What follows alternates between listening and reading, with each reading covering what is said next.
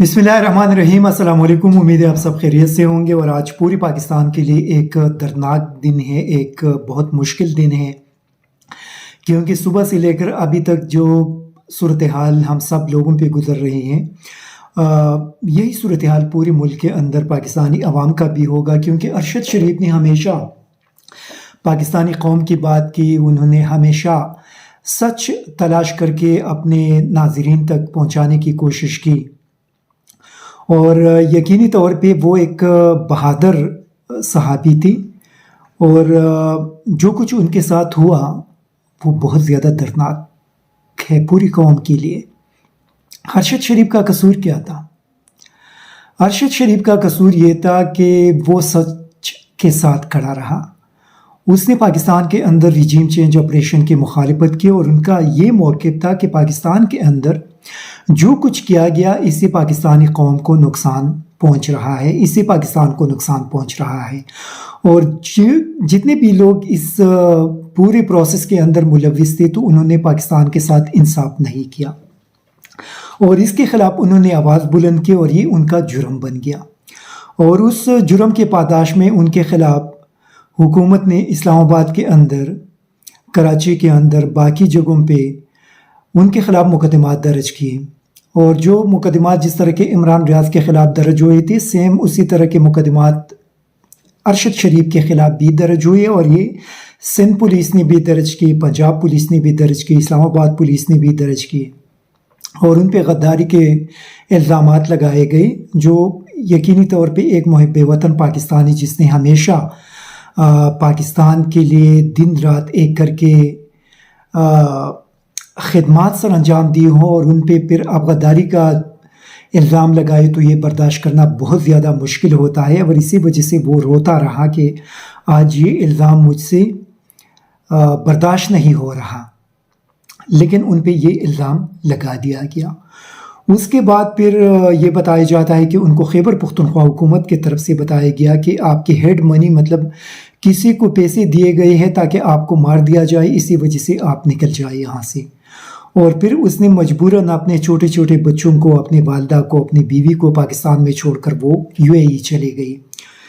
उनके घर के अंदर उनके जो भाई थे वो ऑलरेडी आर्मी के अंदर थे, मेजर थे, वो भी शहीद हुआ था, उनके वालिद साहब भी शहीद हुए थे। और ये अकेला अपने ख़ानदान, अपनी फैमिली के सरबराह थे, इनका कोई दूसरा भाई भी नहीं था। लेकिन उनको भी अपने बच्चों और अपने बूढ़ी वालदा को छोड़ना पड़ा, और वो यहाँ से चले गए। आज शायद आप लोगों ने देखा होगा कि उनके वकील जो बता रहे थे मतीउल्लाह जान को, कि जब वो यूएई में थे तो पाकिस्तान से एक टीम वहाँ पे भेजा गया, और यूएई हुकूमत से कहा गया कि इनको वापस पाकिस्तान डिपोर्ट करे ताकि उनको गिरफ़्तार किया जाए। यूएई हुकूमत ने इनकार किया, और उन्होंने अरशद शरीफ से कहा कि आपको चूँकि यहाँ पे प्रेशर है हमारे ऊपर हुकूमत पाकिस्तान की तरफ से, तो इसी वजह से आप निकल जाए यहाँ से। फिर चूँकि उनके पास कोई दूसरा रास्ता नहीं था, क्योंकि पाकिस्तानी पासपोर्ट पे कीनिया और कुछ और ऐसे ममालिक हैं जहाँ पे आप जा सकते हैं और आपको एयरपोर्ट पे एंट्री वीज़ा मिल जाता है, तो उसने वहाँ से निकलकर कीनिया चले गए।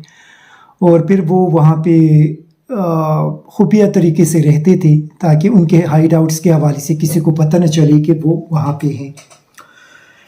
लेकिन सवाल ये है, उनके वकील बता रहे थे कि फिर वहाँ भी उनके जगह जहाँ पे वो रहते थे उसके हवाले से लोगों को पता चला, और ये एक दर्दनाक सानहा रोनमा हुआ। आप कीनिया की पुलिस के स्टेटमेंट को देख ले, बार बार वो तब्दील करते रहते हैं। आप मुझे ये बताइए कि सुबह जो उनका स्टेटमेंट आया था, उसमें वो ये बता रहे थे कि हमने सड़क पे बैरियर लगाकर, मतलब नाकाबंदी करके, वहाँ पे इसने नाकाबंदी को तोड़ा और ये चले गए। उसके बाद दूसरा स्टेटमेंट आया, और इसमें ये बताया गया कि नहीं, हमने नाकाबंदी नहीं की, बल्कि सड़क पे छोटे छोटे पत्थर हमने रख दिए थे, और जो इनके ड्राइवर को नज़र नहीं आए, और ये क्रॉस करके चले गए। और फिर पीछे से किसी ने फायरिंग की। उसने ये नहीं कहा कि हमने फायरिंग की, ये कहा कि पीछे से किसी ने फायरिंग की। ابھی جو تیسرا ان کا سٹیٹمنٹ آیا تو اس میں یہ بتایا گیا کہ ہم نے ناکہ بندی کی تھی اور اس کو یہ وہاں پہ نہیں روکا اور ان کے ڈرائیور وہاں سے نکل گئے اور پھر ہمارے ایک آفیسر نے ان کو روکنے کے لیے فائرنگ کی. آپ ان کے جو سٹیٹمنٹ دیکھ لیں بار بار چینج کر رہے ہیں. پھر وہ کہتے ہیں جو ان کا پہلا والا سٹیٹمنٹ تھا کہ جو اخبار میں وہاں لوکل دی اسٹار ایک بڑا اخبار ہے اس میں جو پبلش ہوا کہ وہاں پہ ان کا ڈرائیور جو ہے وہ زخمی ہوا اور ارشد شریف آن دی اسپاٹ شہید ہوا اور ان کے ڈرائیور کو ہم اٹھا کر ہاسپٹل لے کر گئے. بعد میں جو دوسرا سٹیٹمنٹ آیا اس میں پھر انہوں نے یہ بتایا کہ جب ان کی گاڑی وہاں سے گزر گئی تو وہ بھاگ نکلے اور پھر اپنے ایک دوست کے پاس وہ پہنچ گئے. حالانکہ جو وہاں کے لوکل میڈیا نے رپورٹ کی کہ تقریباً 78 کلومیٹر دور ان کے جو لاش تھی وہ وہاں سے مل گئی. ابھی جب ان کی ایک اور سٹیٹمنٹ آ گئی تو اس میں بتا رہے تھے کہ آن دی اسپاٹ ارشد شریف شہید ہوا تھا. مطلب بار بار وہ اپنا جو بیان ہے اس کو چینج کر رہے ہیں.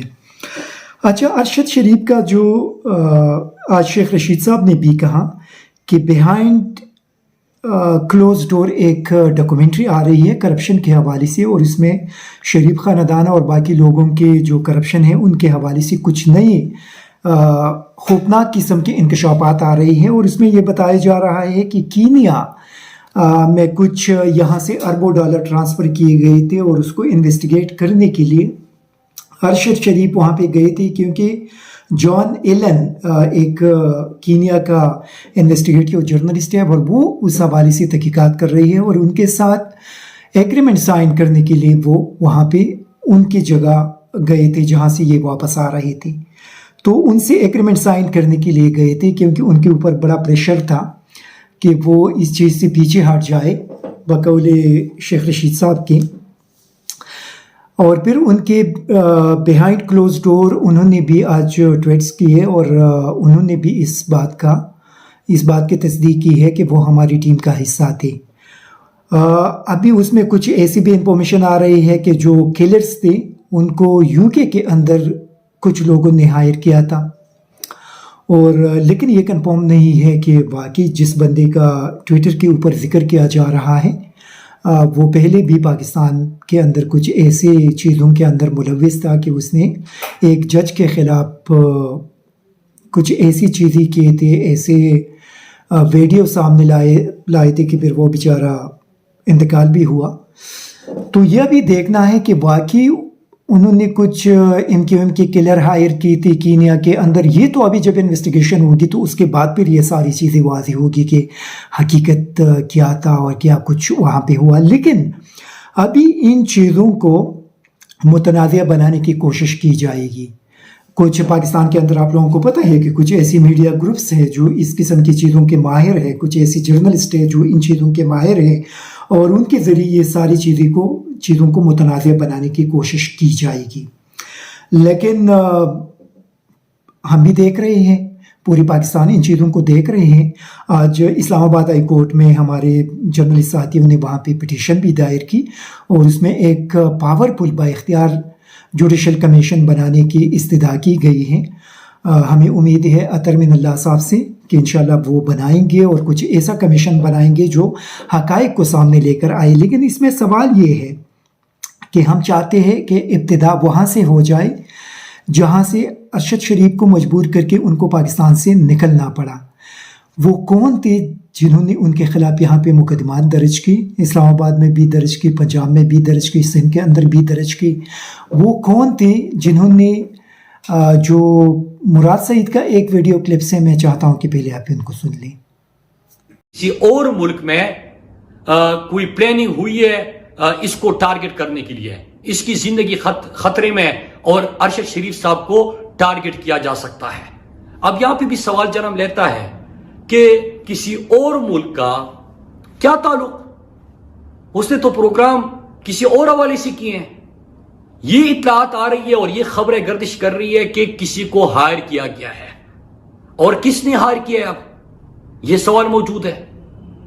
کسی اور ملک میں ارشد شریف کو ٹارگٹ بنانے کے لیے پاکستان سے کسی نے کسی کو ہائر کیا ہے. یہ مراد سعید بتا رہے تھے اگست میں.